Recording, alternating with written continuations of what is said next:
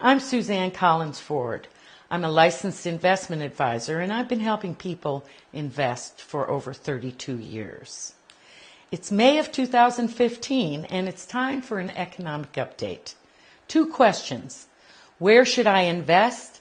And is it too late to buy stocks? Where do I invest is about time frame. Today we are talking about long-term investing, and for long-term investing, there are 3 conditions that matter.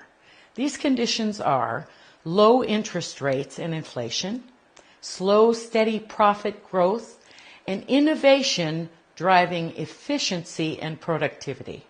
And we'll talk about why these 3 things tell us the stock market is where to invest right now. And why is it not too late to buy stocks? The perfect conditions for stocks are low inflation, free market, strong and steady profits, just as I said. But these conditions are here. We are in the later stages of a business cycle, so not all stocks will be going up from here, and we have to be selective. And as this market matures, we will have to become more and more selective. First, interest rates are low. Keep in mind this affects everything. This means companies can borrow money easily and grow. And this is international. So emerging economies can borrow as well. Business growth equals higher stock prices. And there's always talk about rates going up, but slow growth and challenges worldwide will keep rates low, and we believe for years. Again, buy stock. Now, let's talk about growth. For the first quarter of 2015, GDP, gross domestic product, will be down and possibly negative. We've had much lower profits from our oil companies, a very bad weather stint in February, and a strong dollar affecting our multinationals. So we will be down. But second quarter should be a dramatic swing the other way. And for the full year, oil will be higher, weather will be better, hopefully, and Europe will add to our exports as well as China and Japan. Remember, the market likes slow growth. Also, the good news is that it's not just us anymore. The entire world is engaged in this growth business, and because we are established, we will benefit from everyone else. This is going to take some time to play out, and in the end, the world marketplace is going to be much, much bigger and therefore more profitable. When I started in the business in 1983, the market was at 800. The Dow Jones, the market, is now at 18,000. This growth was unimaginable back then, but imagine 30 years from now. Imagine when China, for instance, becomes as affluent as we are. They have 4 times as many people as we do, not to mention India, South America, and Africa. One reason for slow growth is that we're seeing a major change in our leading U.S. companies. They are focusing now on profits instead of sales. They are learning that some businesses just use a lot of effort, but not a lot of reward, just like any activity. They are divesting some of the old line commodity and manufacturing businesses and putting their money into higher margin divisions. They are sacrificing revenues, becoming smaller, and making more money on less. They're also buying back their own stock at record paces. Billions and billions of dollars of stocks are being bought, being taken off the market by their own parent. This means more value for the shareholder, more equity.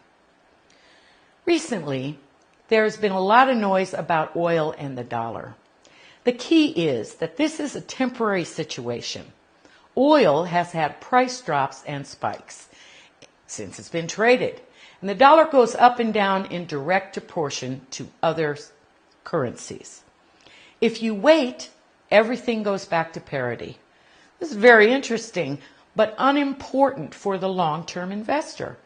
What is important is, if stock prices go down because of the dollar or oil prices, it gives us a buying opportunity.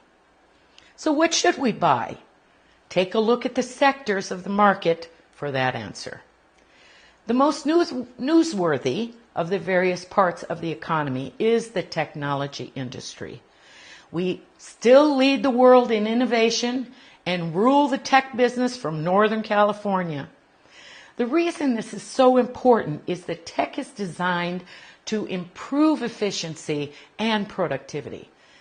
This means higher profits and lower expenses for companies using it. And companies in every industry need innovative technology. The big companies in the subsectors serve technology to the world. Among our tech companies, we have the leading research, networking, communications, software, hardware, and semiconductor businesses, etc. In fact, these companies are so big that no one else can offer what they do. Most do the majority of their business internationally as well. So buy technology. We just talked about energy. It is abundant right now and cheap, but it has retraced almost 50% of its losses and it's on its way back up. What happens when oil drops in price is that most people start using more. It's not like bread where we get sick of it when we buy too much. It represents freedom and power, and in a way it's addictive. We learn to use more and more, and we get used to it, and when prices go back up, it takes us a while to back down. And what has just happened is that the oil companies have just driven more demand. Do you see? We need to buy energy here. There's also a big change happening in healthcare, the Affordable Care Act. There's much political energy on this, but putting that aside, the end result is that a lot more people have medical care. The new law rewards prevention, healthy living, cure-oriented procedures, and medicines. Some areas of these businesses are going to weaken because they are not efficient. Medical equipment, for instance, might suffer from the new regs on redundant testing. But the areas that work, like generic drugs, are poised to have exponential growth. Buy healthcare selectively. Transportation is required when goods are sold or services are offered.